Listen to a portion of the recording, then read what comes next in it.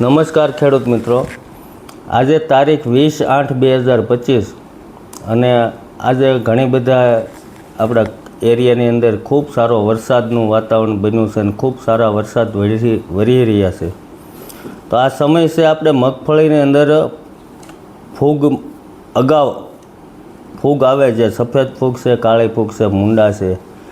એની માટે આપણે એડવાન્સમાં કાંઈ પણ આપવું હોય તો બેક્ટેરિયા જે ટ્રાઇકોડર્મા વિરિડી છે, સુડોમોનાસ છે, મેટકિલ છે, જે મેટારિઝિયમ આવે છે, આને આપણે 1 વીઘાની અંદર 500 ગ્રામ બેક્ટેરિયા જો અત્યારે આપી દઈશું તો આવા વાતાવરણની અંદર બેક્ટેરિયા 3 ગણા કામ કરવાના છે.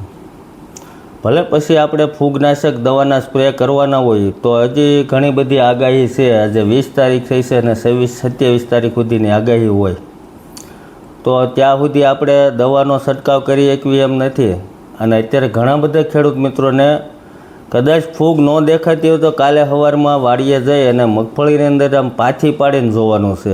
મગફળીની અંદર સફેદ ફૂગ અમુક છોડ ખેંચીને જોવાના છે કે નીચે સફેદ ફૂગના ઘણા બધા પ્રશ્ન છે. અમારી પાસે ઘણા બધા ખેડૂતોના વિડીયો ફોટા આવ્યા છે.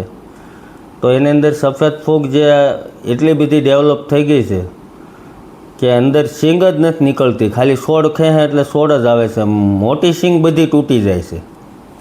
તો આની માટે આપણે ખાસ કરી અને ટ્રાઇકોડર્મા વિરિડી અને સુડોમોનાસ આવા બેક્ટેરિયાની ખાસ ભલામણ કરવી છે અમે કે ભાઈ અત્યારના સમયમાં આપણે આવા બેક્ટેરિયા વાપરવા જોઈએ. બીજા નંબરમાં જે લોકોને 70થી 75 દિવસની મગફળી થઈ ગઈ હોય કે 60 દિવસ ઉપરની જેને મગફળી થઈ છે 65 દિવસ આજુબાજુની, તો એને આ સમયે કેલ્શિયમ નાઇટ્રેટ અને સલ્ફર જે આપણે દર વર્ષે ભલામણ કરવી છે, કેલ્શિયમ નાઇટ્રેટ અને સલ્ફર આપવું એ ખરેખર અત્યારે એનો સમય આવી ગયો છે. તો કોઈ પણ ખેડૂત મિત્રોએ ક્યારેય વાપર્યું ન હોય તો વધારે ન વાપરે તો વાંધો નહીં, પણ 2-5 વીઘામાં એની ટ્રાય કરવી. અને જે ખેડૂતો દર વર્ષે વાપરે છે એ લોકો તો બધા લઈને વાપરી લીધું છે. અને જ્યારે ખેડૂતોને અત્યારે 60થી 65 દિવસની મગફળી થઈ ગઈ છે એને 5 દિવસ પછી જ્યારે ખરાડ થાય એટલે પહેલું કામ આ કેલ્શિયમ નાઇટ્રેટ અને સલ્ફરનું કરવાનું છે. જો આટલું આપણે કરીશું તો મગફળીના ઉત્પાદનમાં, પાકમાં અને જે વજનમાં વધારો થાય એની નજર અમે દેખાય. જે આપણે અગાઉના વિડીયોમાં બધું દર વખતે આપણે જે વાત કરીએ છીએ એ રીતનો વજનની અંદર ઘણો બધો ઉત્પાદનમાં અને વજનમાં બહુ મોટા ફેરફાર થતા હોય છે. બીજું, હાલમાં અત્યારે જે લશ્કરી ઈયળનો મોટામાં મોટો એટેક હાલી રહ્યો છે, જેની અંદર ઘણી બધા મોલિક્યુલ વપરાવવા છતાંય ખેડૂતોને રિઝલ્ટ નથી મળી રહ્યા અને ખેડૂતો બહુ હેરાન થઈ રહ્યા છે. તો એની માટે ધાનુકા કંપનીનું મોર્ટાર જે દવા આવી છે એને અમે ભડકું કરી અને ગોવિંદપરા ગામની અંદર 2-3 ખેડૂત મિત્રો છે આપણા એને વપરાવ્યું છે. એમાં થોડા ઘણા રિઝલ્ટય મળ્યા છે, પણ વરસાદને હિસાબે અમને પાકો એનો અનુભવ નથી થઈ શક્યો.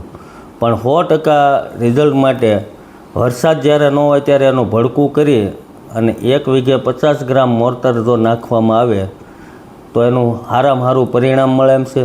બીજા નંબરમાં કોઈ પણ દવાનો વપરાશ કરતા હોય, ઇમામેક્ટિન હોય, કોરાઝોન હોય કે પ્રોક્લેમ વાપરતા હોય, કોઈ પણ જે દવા વાપરતા હોય એની અંદર જો મોર્ટાર 15 ગ્રામ નાખીને છાંટવામાં આવે તો એમાં 70થી 80% સુધીના પરિણામ મળે. જે મોટી જાડી ઈયળ થઈ ગઈ છે જે 4-5 દિવસ સુધી ખાવા ઉપર નથી ચડતી તો એમાં તમને કદાચ ઓછું રિઝલ્ટ મળે. બાકી આમાં 70થી 80% સુધીના રિઝલ્ટ મળે એવી પરિસ્થિતિ છે. પણ પંપ તમારે જે વીઘે 4 પંપ જે કરવા પડે એ કરવા જ પડશે. જે પંપ આપણે વીઘે 2 કરીશું તો એની દવા અડધી જ આવવાની છે, એનું રિઝલ્ટ અડધું મળવાનું છે. એના હિસાબથી આપણે જે પંપની જે સંખ્યા છે 10 વીઘાનો જેને મગફળીનો ઘેરો હોય તો એને ઓછામાં ઓછા 30થી 40 પંપ તો કરવા જ પડશે. તો આમાં થોડુંક વધારે પરિણામ મળે એવું છે. બાકી કોઈ પણ ખેડૂત મિત્રો કોઈ પણ જગ્યાએ હેરાન થતા હોય તો આ મારા નંબર બધા પાસે છે તે 79 844 80 83. આભાર.